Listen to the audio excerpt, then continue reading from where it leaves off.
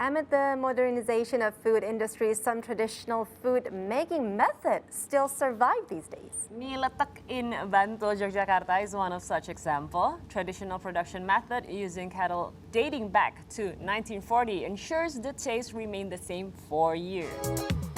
At Bendo village, Bantul, Yogyakarta, there is a noodle factory which has been operating since 1940 and still maintains milling method using cattle.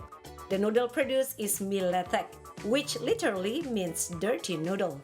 This small-scale industry was established by Umar Bishir, an immigrant from Yemen who initially used it as a way for preaching. Currently, this factory is managed by Ismatrada Feri Yasir, the third generation of Umar Bishir family.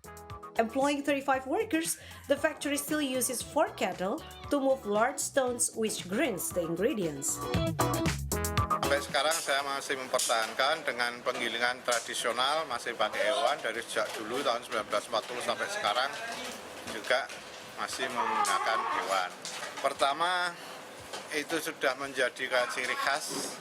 Kedua, kalau akan kita rubah dengan mesin, itu sekarang terbentur oleh finansial.